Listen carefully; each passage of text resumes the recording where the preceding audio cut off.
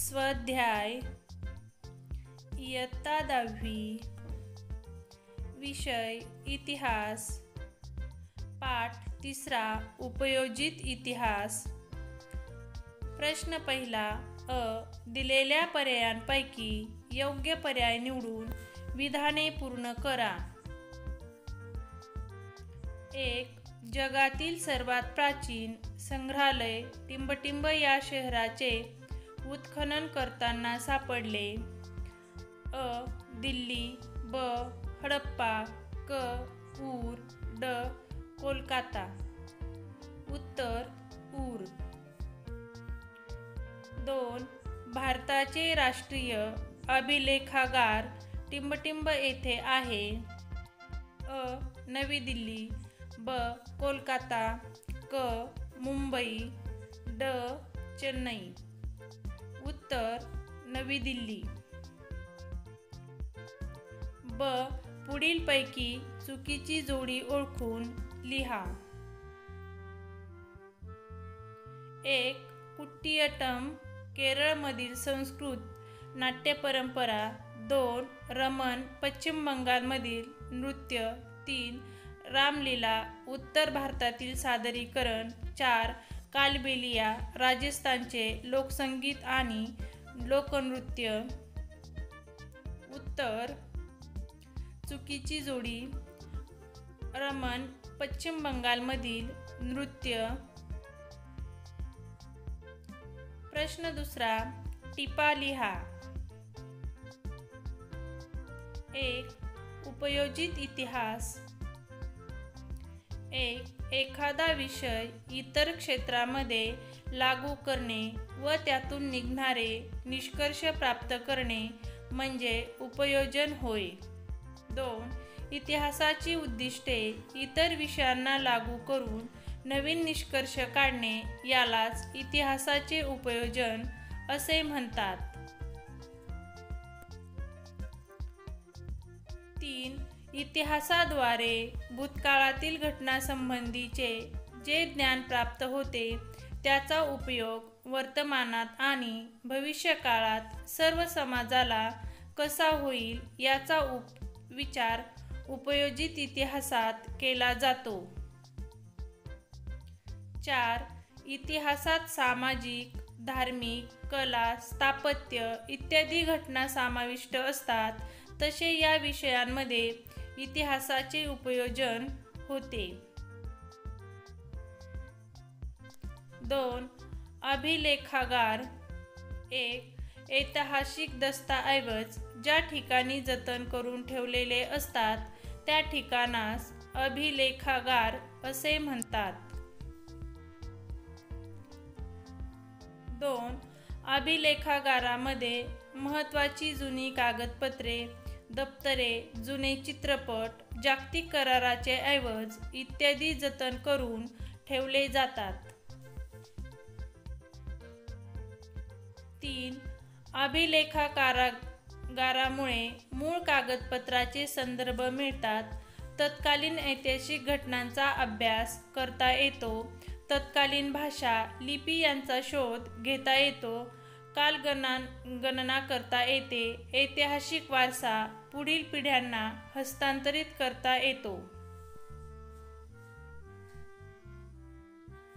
4. भारताचे दिल्ली येथील राष्ट्रीय अभिलेखागार हे आशिया खंडातील सर्वात मोठे अभिलेखागार आहे। भारतातील प्रत्येक राज्याचे स्वतःचे स्वतंत्र अभिलेखागारही आहे। प्रश्न तिसरा पुढील संकल्पना चित्र पूर्ण करा। सांस्कृतिक वारसा। मूर्त, अमूर्त। मूर्त 1. प्राचीन स्थळे। 2. प्राचीन वस्तू। 3. प्राचीन वस्तू। अमूर्त 1. मौखिक परंपरा व ती उपयोगात आणली जाणारी भाषा। 2. पारंपरिक ज्ञान। प्रश्न चौथा पुढील विधाने सकारण स्पष्ट करा। 1. तंत्रज्ञानाचा इतिहास अभ्यासावा लागतो। एक लाखो वर्षाच्या वाटचालीत मानव प्रगतीच्या प्रत्येक टप्प्यात नवीन नवीन कौशल्य अवगत करीत गेला.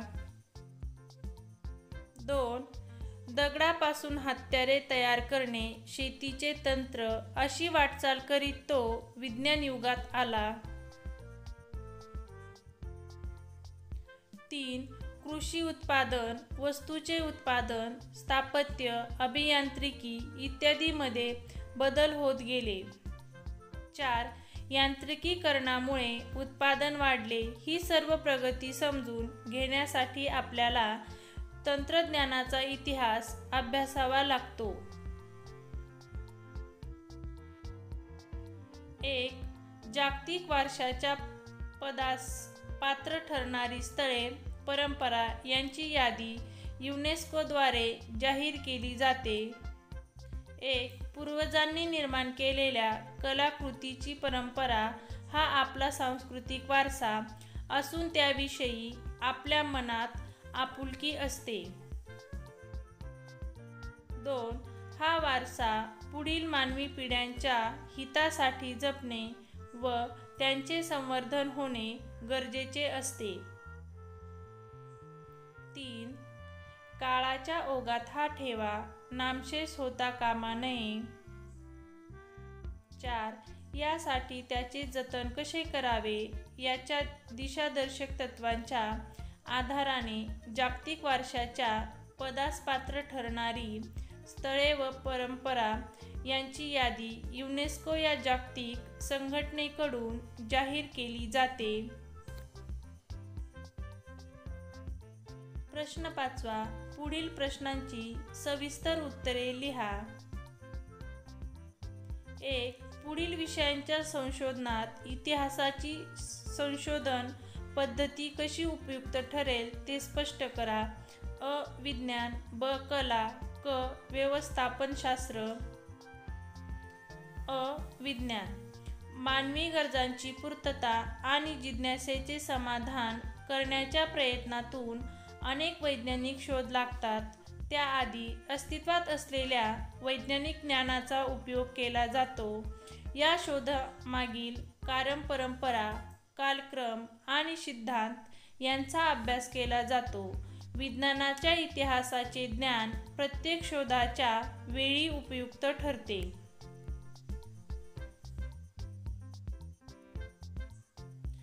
ब. कला. कोणत्याही कलेचा विकास वैचारिक, भावनिक आणि सांस्कृतिक परंपरांच्या आधारेच अभिव्यक्त होत असतो. या कलांचा अभ्यास करताना या सर्व परंपरांचा इतिहास समजून घ्यावा लागतो. संबंधित कलाकृती कशी साकार झाली, त्यामागे निर्मात्याची कोणती मानसिकता होती, प्रचलित कलाशैली कोणत्या होत्या, या सर्व सांस्कृतिक इतिहासाचा अभ्यास महत्त्वाचा ठरतो.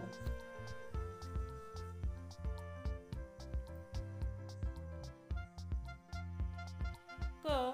व्यवस्थापनशास्त्र.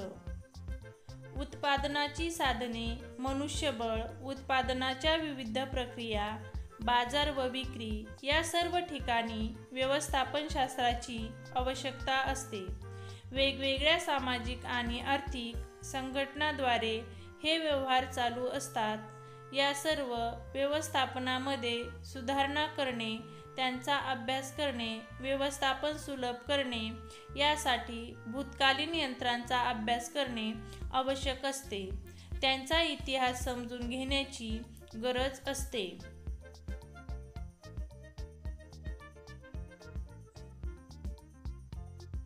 2. उपयोजित इतिहासाचा वर्तमान काळाशी कसा सहसंबंध असतो? उत्तर. इतिहासाद्वारे भूतकाळातील घटनांसंबंधीची ज्ञान प्राप्त होते. या ज्ञानाचा उपयोग वर्तमान आणि भविष्य काळात सर्व लोकांना कसा होईल याचा विचार उपयोजित इतिहासात केला जातो. उपयोजित इतिहासाचा वर्तमान काळाशी पुढील प्रमाणे सहसंबंध असतो. 1. भूतकाळातील घटनांच्या आधारावरच मानव वर्तमानकालीन वाटचाल निश्चित करतो. 2. आपल्या पूर्वजांचे कर्तृत्व, त्यांचा वारसा याबद्दल त्यांच्या मनात कुतूहल आणि आत्मीयता असते. या वारशाचा इतिहास, पूर्वजांनी निर्मिलेल्या कलाकृती, परंपरा यांचे ज्ञान उपयोजित इतिहासाच्या अभ्यासाने वर्तमानातील मानवाला मिळते. उपयोजित इतिहासाच्या आधारे या मूर्त आणि अमूर्त वारशाचे जतन करता येते. 3. उपयोजित इतिहासाद्वारे वर्तमानातील सामाजिक आव्हानांवर उपाययोजना करणे शक्य होते. वर्तमानातील समस्यांची सोडवणूक करता येते. सामाजिक उपयुक्ततेचे निर्णय घेणे शक्य होते. 4. उपयोजित इतिहासाच्या अभ्यासाच्या आधारे वर्तमान काळाचे यथायोग्य आकलन आणि भविष्य काळासाठी दिशादर्शन होते.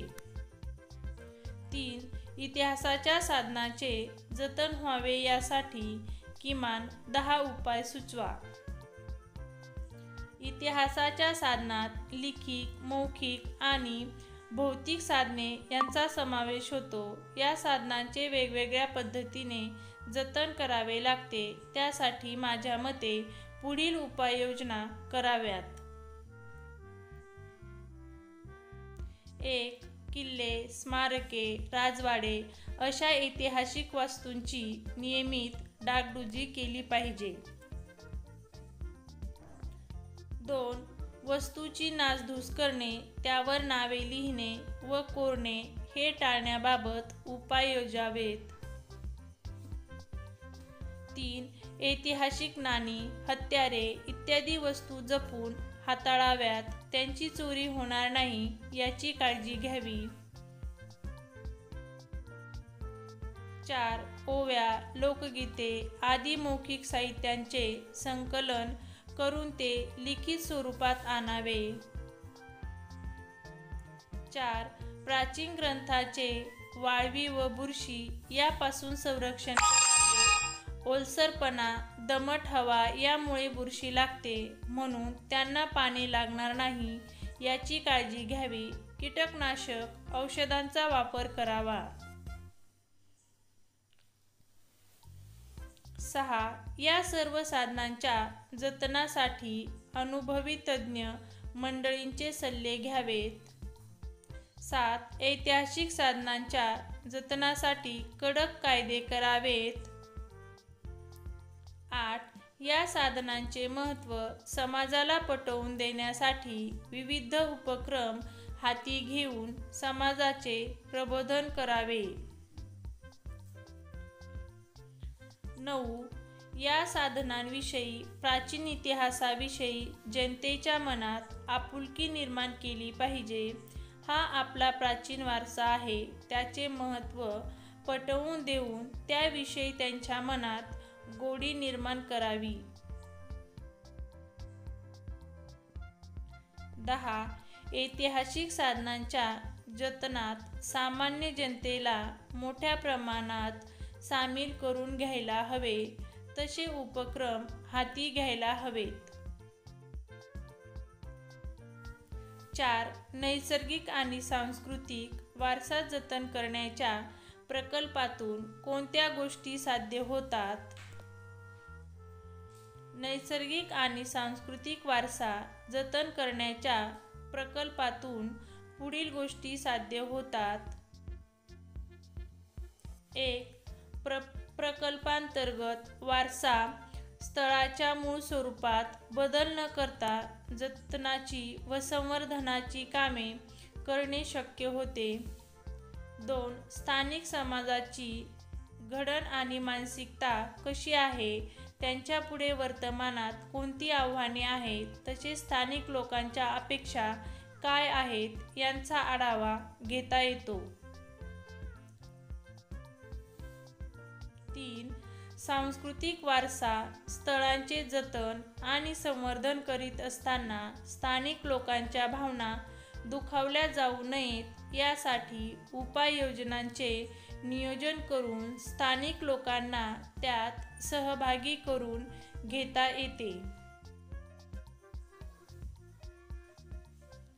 4. स्थानिक लोकांच्या परंपरागत कौशल्यांना प्रोत्साहन देऊ शकतील अशा उद्योग व्यवसायांना चालना मिळावी यासाठी योग्य नियोजन करणे शक्य होते.